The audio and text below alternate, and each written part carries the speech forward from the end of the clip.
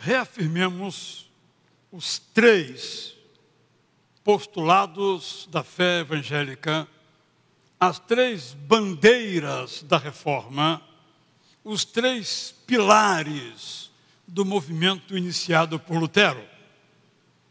Em latim, esses pilares são sola fide, sola scriptura, solus Christus. Expressões que traduzimos como somente a fé, somente a Bíblia, somente Cristo. Ou somente pela fé, somente pela Bíblia, somente por Cristo. Esses são os três pilares da fé evangélica na perspectiva proposta por Lutero. Ao propor,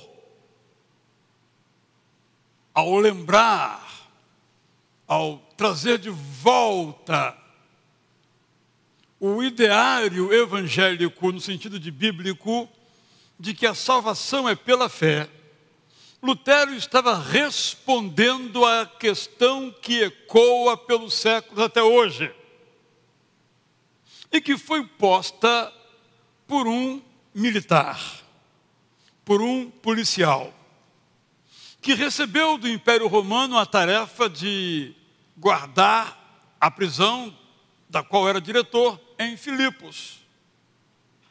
Mas tendo havido um terremoto que balançou e destruiu as estruturas daquele prédio subterrâneo, como eram os calabouços de então, permitiu tal evento sísmico que todos os prisioneiros fugissem. Prisioneiros que estavam sob a responsabilidade do carcereiro, do diretor do presídio. Sobre ele certamente viria uma pesada penalidade, porque ele faltou, embora pudesse explicá-la, com a sua responsabilidade, e os prisioneiros foram embora. Eis que ele então, ao se encontrar com dois desses prisioneiros que se recusaram a debandar, mas permaneceram na cadeia, fez a esses dois, Silas e Paulo, uma pergunta: o que é que eu posso fazer para ser salvo? E a resposta de Silas e Paulo foi esta: crê no Senhor Jesus Cristo e serás salvo tu e tua casa. A pergunta, portanto, que angustiava o policial era: eu estou perdido, eu vou pagar com a minha própria vida as vidas que se foram. Quem me salvará? Quem me libertará da minha culpa? Pensando ele nos termos da legislação romana. Então, os dois missionários respondem ampliando a pergunta com uma resposta que é a resposta para todos os séculos e milênios: crê no Senhor Jesus Cristo e serás salvo tu e tua casa. Durante toda a história da humanidade, exceto na nossa, a partir do século XIX, esta era a pergunta de todos os corações: o que é que eu devo fazer para ser salvo? Com o conhecimento científico e o progresso tecnológico, essa pergunta deixou de ocupar o lugar central nos corações.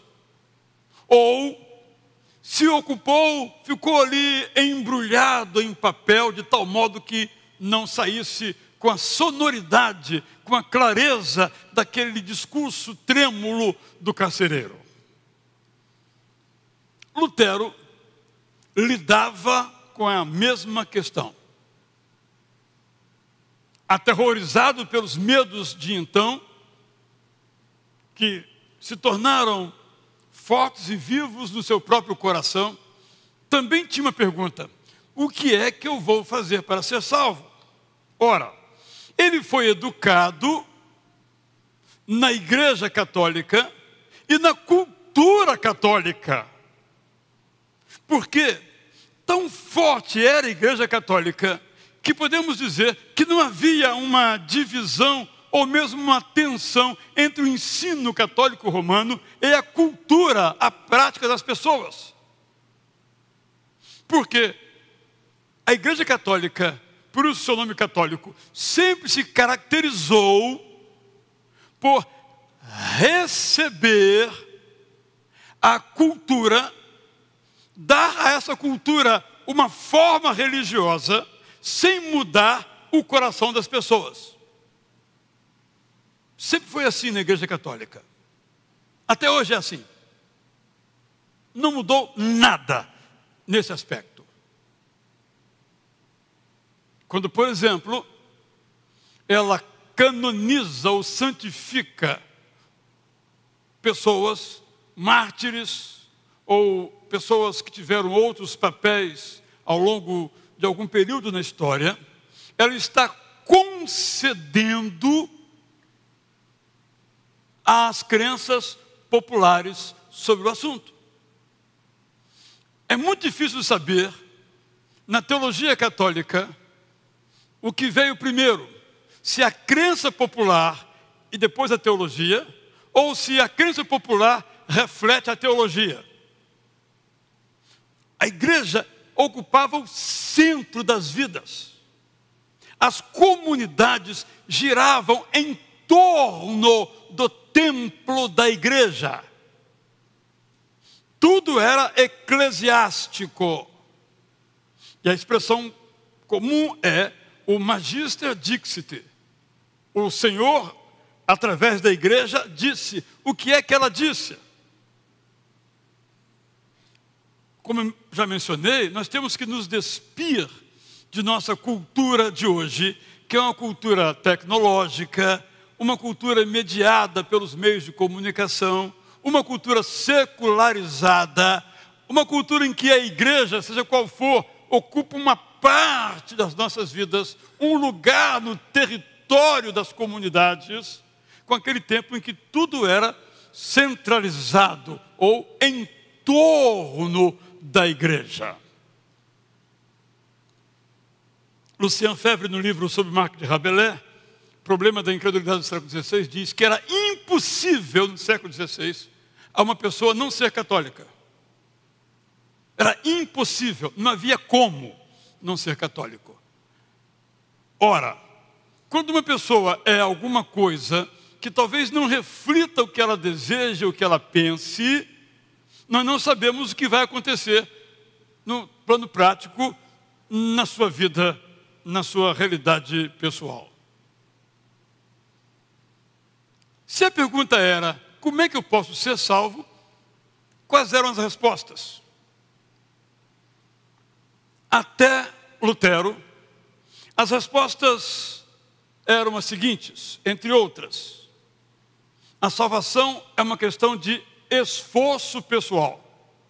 Quem se esforçar, fazendo boas obras, como por exemplo, dando esmolas, abrindo hospitais, abrindo orfanatos, quem for bom, misericordioso, bondoso, essas são as obras, este será salvo.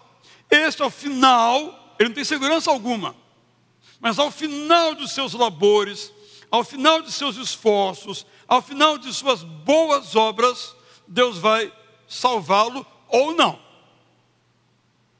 Mas a única certeza que ele tem é que ele deve fazer boas obras. Se ele fizer boas obras, ele poderá ser salvo. Se ele não fizer, ele não será salvo.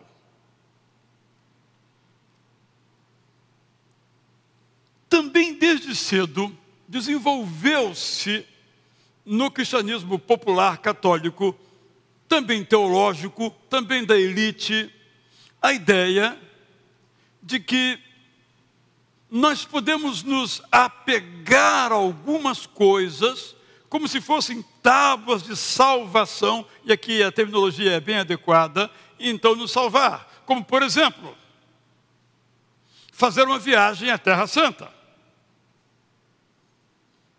que na verdade é uma espécie de esforço. Quem vai à Terra Santa faz um esforço pecuniário, um esforço físico. Ao fazer isto, na sua peregrinação, Deus vai ver o seu esforço e salvá-lo. Isso foi muito forte, por isso tantas pessoas fizeram peregrinações, inclusive as cruzadas, que eram formas de peregrinação destrutivas, iconoclastas, mas eram formas de peregrinação de quem sabe, indo a Jerusalém, libertando Jerusalém da opressão muçulmana, a pessoa, Deus olharia e salvaria, pelo mérito em fazer aquela obra tão valiosa de libertar Jerusalém do poderio otomano ou do poderio muçulmano. Muito cedo também tomou uma forma de possuir coisas que pertenceram aos santos, aos chamados santos, aqueles que a igreja beatificou, santificou depois de um processo. Já mencionei recentemente que, estando agora em Veneza, contou-nos a guia que a cidade foi fundada no século VII, em que os primeiros fundadores chegaram, assim diz a história ou a lenda veneziana, com a roupa do corpo e as relíquias dos santos. Ou seja, a salvação era uma questão de você ter na sua casa uma relíquia de algum santo. Isso lhe dava uma condição, lhe dava um salvo-conduto para viver.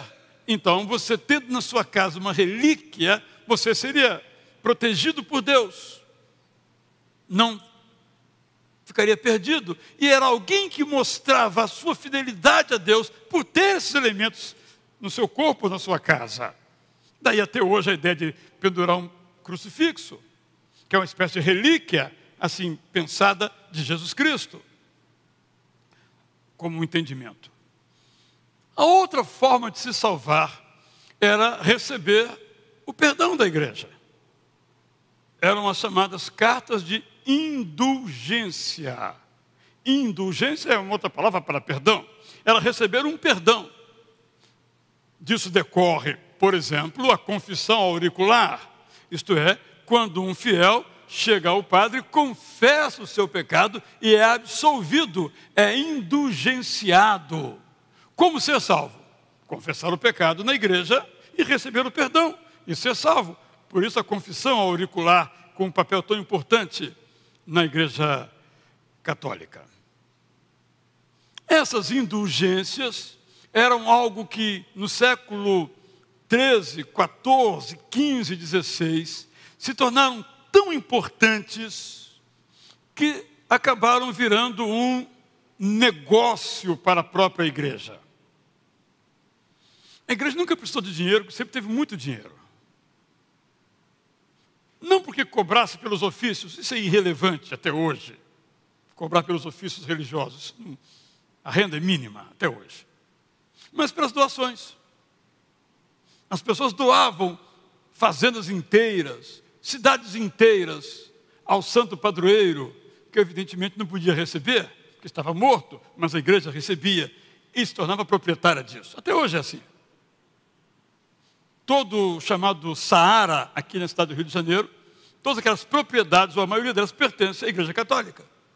E todos aqueles comerciantes judeus e muçulmanos, inclusive, pagam aluguéis para a igreja católica. Foram recebidos em tempos antigos. Era uma maneira de expressar a fé. Porque quando a pessoa doava também um bem seu à igreja, a sua salvação estava carimbada. Não era propriamente por generosidade, era um negócio.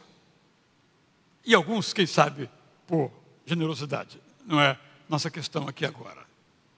Essas indulgências, então, se tornaram uma necessidade por várias razões.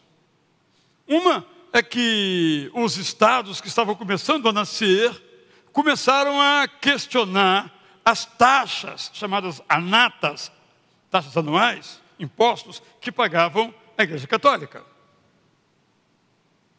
Além disso, a igreja se propôs a fazer novas construções, como a basílica que seria chamada Basílica de São Pedro. Assim, alguns estados fizeram um negócio com Roma. E o negócio era o seguinte: você me manda umas cartas de perdão, isto é, umas indulgências, e eu vendo aqui no meu estado ou cidade, as nações eram nações, muitas nações, estado, cidade, uma parte volta para Roma e outra parte nós ficamos aqui com ele, com ela. Tornou-se um grande negócio. Ora, como a salvação ainda ardia a sua necessidade no peito das pessoas, num tempo de muita fome, muitas pestes, endemias, pandemias, diríamos nós hoje, muita violência nas cidades que começavam a surgir, muitas guerras religiosas, inclusive, em nome de Deus, coitado de Deus, pobre de Deus. Essa busca pela salvação era mais forte. Ora, o ser humano sempre gostou de coisas fáceis, palpáveis. Que tal, para ser salvo, garantir essa salvação comprando uma indulgência? Juntou-se um desejo, uma necessidade do mercado, com uma oferta de um produto, as indulgências. Lutero conta que, ao visitar uma cidade próxima a onde ele vivia, chamada Jüterbock, infelizmente não consegui ir até essa cidade nessa viagem, porque é muito lugar para ver, não foi possível chegar até esse lugar. Um frade muito competente, chamado Johann Tetzel, vendia essas indulgências num acordo entre o eleitor da Saxônia, bispo, melhor dizendo, da Saxônia, Alberto, e o Vaticano. Não tinha esse nome ainda. A Igreja Católica, ou Roma, Santa Sé. E ele então pegou um pacote, vamos usar os nossos termos, colocou numa pasta, numa sacola e saiu vendendo. Ele vendia perdão, ele vendia salvação, ele vendia indulgência. Segundo Lutero, não sabemos se isso é realmente verdadeiro, mas faz parte da lenda, ele dizia o seguinte: você quer ser salvo? Compre indulgência. Compre agora e também para quando você morrer. Já garante logo. Compra hoje, não deixe para amanhã. Papo de vendedor. E se alguém da sua família está no purgatório, compre também.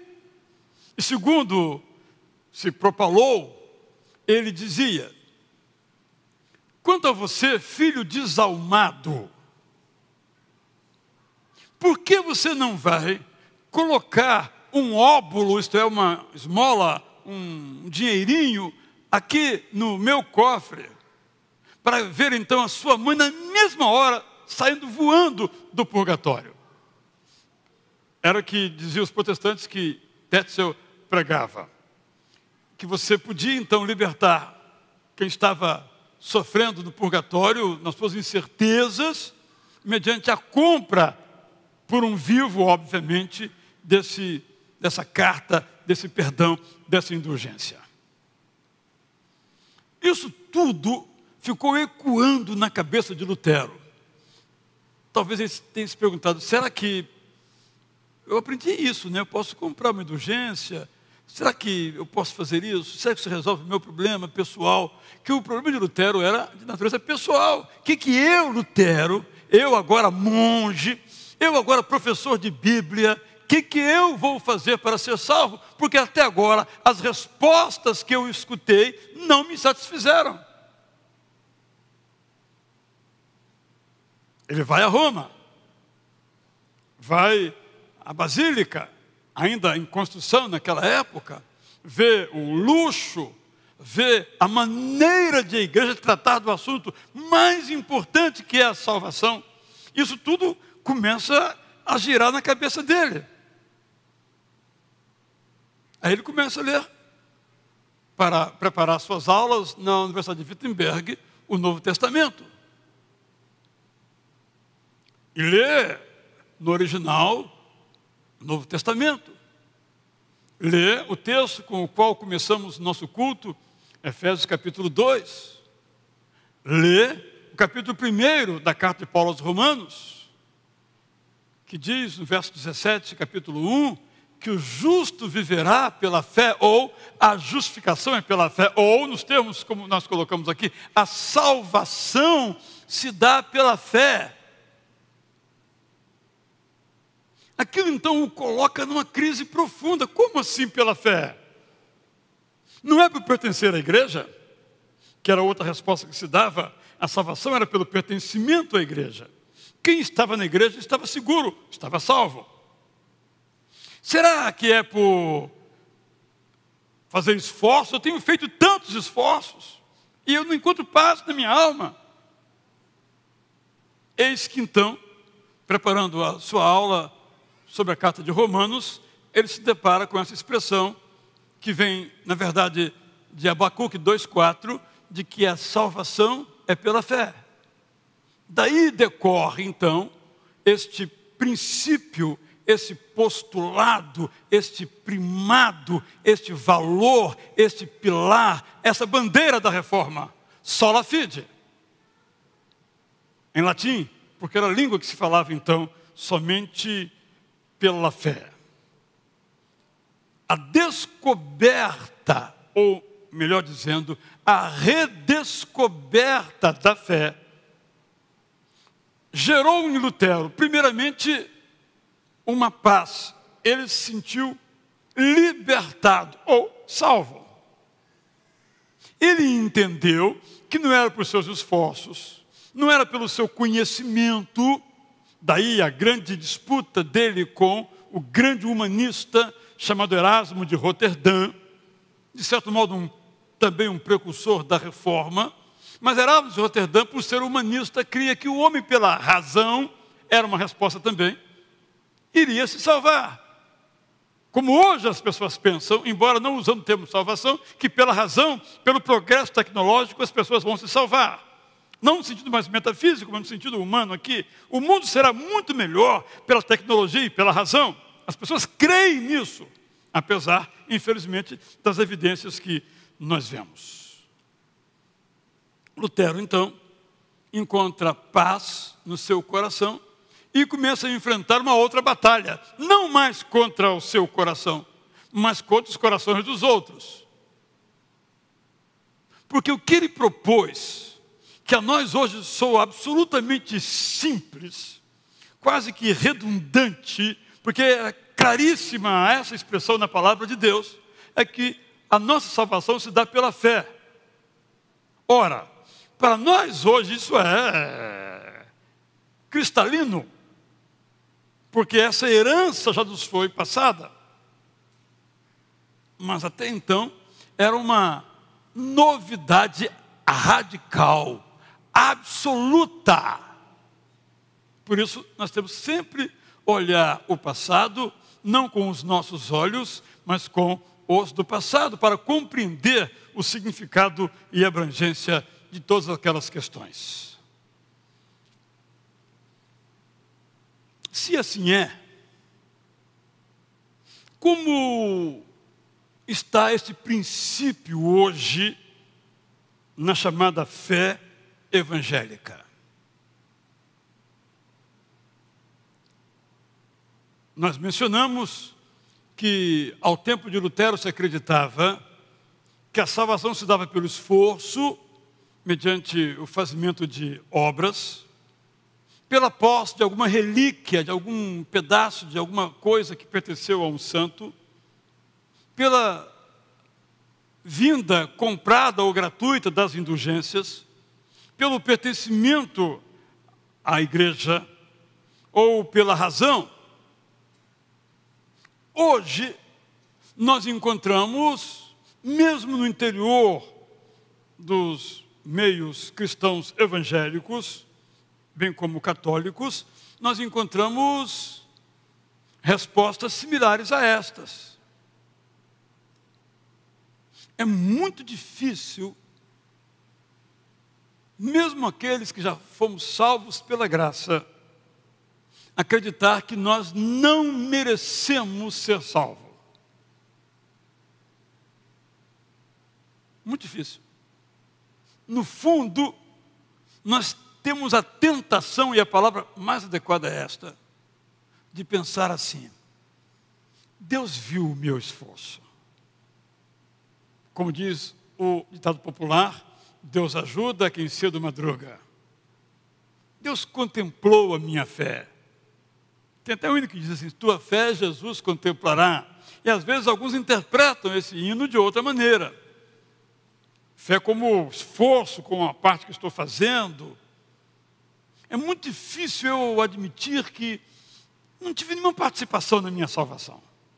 Que foi de fato um dom de Deus. É muito difícil nós crermos na salvação como uma coisa simples, sem superstição, sem relíquias. Irmãos e irmãs, no nosso meio evangélico, não direi que é majoritário, mas ainda é real uma fé baseada em relíquias, em superstições. Ilustro, pessoas que vão à Terra Santa, lugar realmente que vale a pena a gente ir, quem não foi deve se esforçar para ir, não para receber nenhuma bênção, mas para aprender e conhecer mais. Há pessoas que trazem como encomendas areia, pedra. E eu quero confessar aos irmãos que eu tenho uma pedra. Eu tenho uma pedrinha do Rio Jordão. Quando estive lá, só fui uma vez, espero voltar, é emocionante. O pessoal, ver as minhas lágrimas, pegou um seixozinho, uma pedrinha das margens do Rio Jordão, e colocou na minha mão. Eu trouxe essa pedrinha. Para mim, é apenas uma recordação daquele momento inovidável que eu vivi. Pode ser que muitos que trazem qualquer lembrança da Terra Santa, trazem-nas como lembrança, legítimo. Mas alguns trazem como uma maneira de ter proteção de Deus. Isso é superstição, é uma forma de relíquia. A maneira como usamos palavras como amém é uma forma de relíquia, uma forma de superstição. Como se obrigássemos a Deus dizendo amém, ou em nome de Jesus, que é o ensino para orarmos em nome de Jesus. Mas às vezes nós oramos em nome de Jesus para dizer: está vendo, Senhor, já que eu orei em nome de Jesus, não tem jeito, tem que me abençoar, não é verdade? Há pessoas que ainda fazem aquela força: eu oro em o nome de Jesus. Ou seja, é uma forma de, não de dependência de Deus, mas de algum outro tipo de característica. Há pessoas que, achando que dando o seu dízimo, uma oferta alçada, estão comprando o favor de Deus.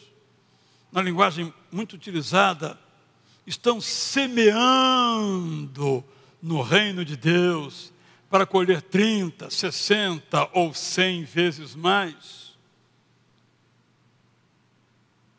Mas a salvação é pela fé. A salvação é pela graça de Deus, recebida mediante a fé em Cristo, sola fide.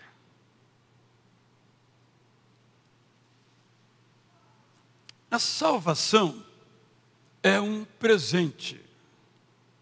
A graça é um presente. A fé, não.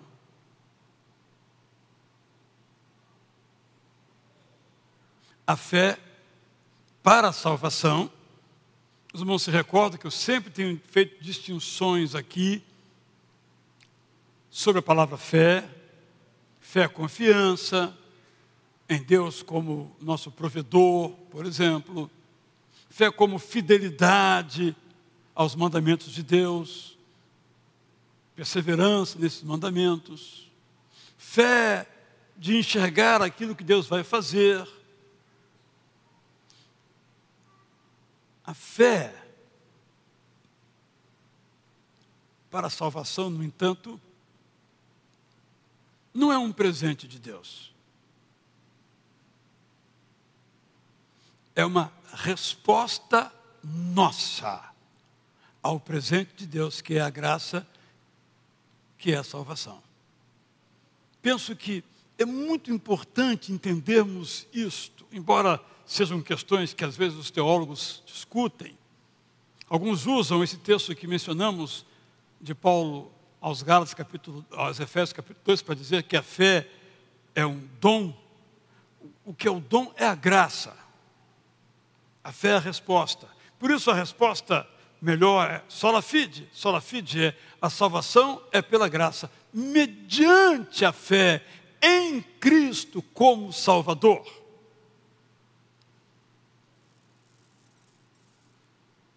No entanto, o apóstolo Paulo diz, em mesmo capítulo 2, que nós estávamos mortos em nossos delitos e pecados. Portanto, se mortos estávamos, nada poderíamos fazer para ser salvos. Corretíssimo. E alguns deduzem daí que o morto sequer pode responder, ele está morto. Mas talvez nós possamos compreender assim, estávamos mortos. Mas quando o Espírito Santo de Deus, para usarmos aqui, tudo vem da história do Vale dos Ossos Secos, de Ezequiel, quando estávamos mortos em nossos delitos e pecados, quando o Espírito Santo então soprou a sua graça sobre nós, nós somos acordados. E acordados, respondemos com a fé. É isso que eu quero. De novo aqui, a visão de Ezequiel. E ali naquele vale de ossos secos, acordados, novamente vivificados, tornados vivos, nós recebemos a oferta da graça. E respondemos, sim, e continuamos vivos. Não, e voltamos a morrer. Estou sendo bem repetitivo, porque às vezes se fazem confusões a esse respeito. Lutero, então, redescobre que a salvação é um dom gratuito de Deus, não custa a nós absolutamente nada. Isto é a Bíblia. Revolucionariamente a Bíblia. Verdade radical e profunda, conquanto simples, escondida. Irmãos, vou ser bem direto, bem claro. O que eu vou falar aqui agora se aplica a nós também, não só aos outros. Eu voltei ontem de São Paulo para cá, dirigindo nosso automóvel. Sábado. Ainda havia romeiros, centenas, não milhares, como certamente na quinta-feira, centenas de romeiros na estrada. Não os conheço, mas possivelmente estivessem motivados a, fazendo um sacrifício para Deus, indo em romaria ao santuário de Aparecida, eu vou receber ou a salvação, talvez essa palavra não seja muito clara, ou a bênção que eu preciso, seja cura, ou emprego, ou qualquer outra necessidade que eu preciso ver suprida.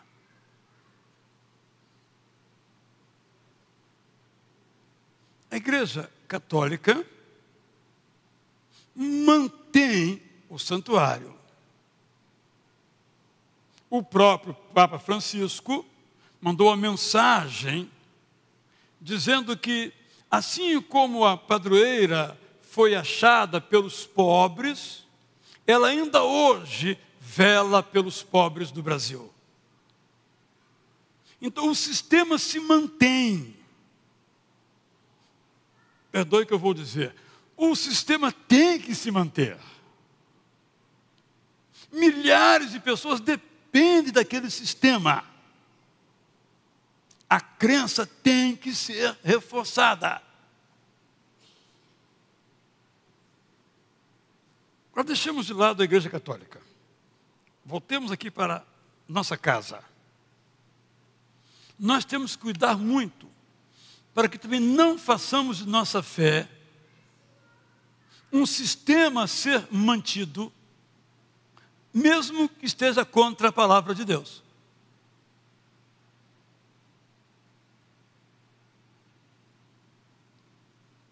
Eu não tenho que manter, agora falando em termos pessoais, aquilo que eu creio, se aquilo que eu creio está contra a palavra de Deus. Mas nós, muitas vezes, nos tornamos escravos do sistema, seja ele batista ou católico romano, ou assembleiano ou presbiteriano. Mas nós temos sempre, como disse Lutero, de ser cativos da palavra de Deus. Porque senão vamos erigindo sistemas que têm que se autorreproduzir e vamos nos afastando de Deus. Porque quando nos afastamos da palavra de Deus, nós nos afastamos de Deus.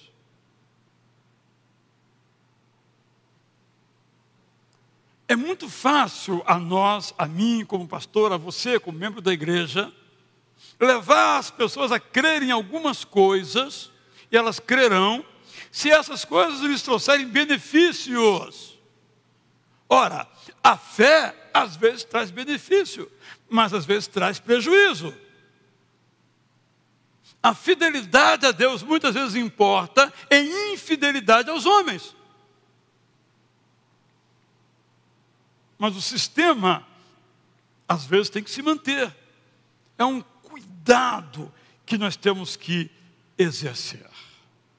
Sobretudo, então eu termino, temos que cuidar para que o nosso sistema doutrinário, seja qual for, se torne mais importante do que Cristo. Eu gosto de ilustrar aqui, aqui não tem ninguém antigo, mas eu me lembro que há muitos anos eu tive um aluno no curso de extensão em teologia, no interior do Paraná. Já contei essa história aqui. Ele tinha uma pastinha, aquela pastinha plastificada, que cabia não muita coisa, mas alguma coisa. E houve uma época que havia uma maneira de escrever, uma coisa que gerava umas letras. Você passava na maquininha assim, e você escolhia gerando umas letrinhas, né? Ficava em alto relevo. Eu sei que só o Wilson se lembra disso.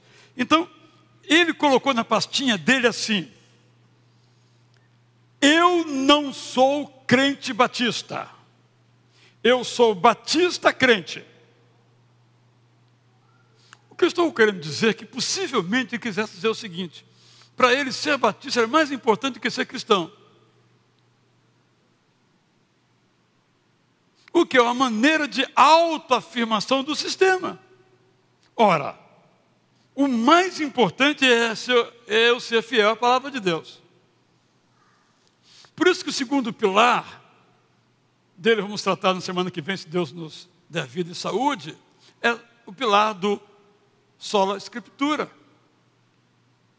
Nós temos que nos medir pelas Escrituras. Isso é um esforço, e a palavra é esforço mesmo, diário nosso.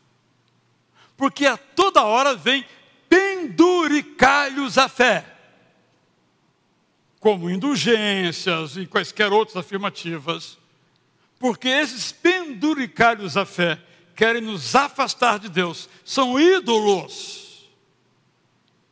E nós evangélicos, que tanto condenamos os ídolos católicos, não estamos livres de também construir os nossos ídolos e os nossos bezerros de ouro. Temos que cuidar disso. Portanto, o princípio do sola fide, que é um princípio que nos ensina sobre a salvação, vai além, inclusive, da questão soteriológica ou da salvação. Nos introduz a nossa própria vida. Deus nos ajude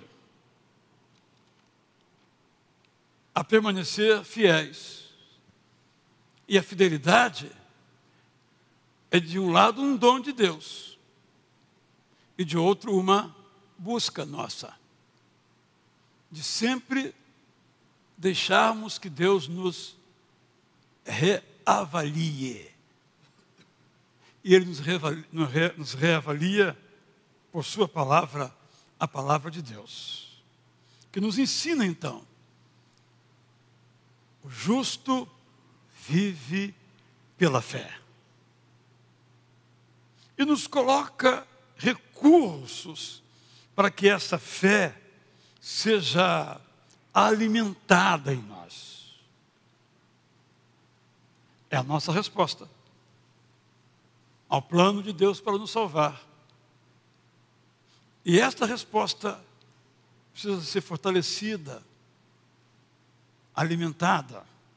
E para tanto Deus nos coloca recursos, e um deles é a ceia do Senhor.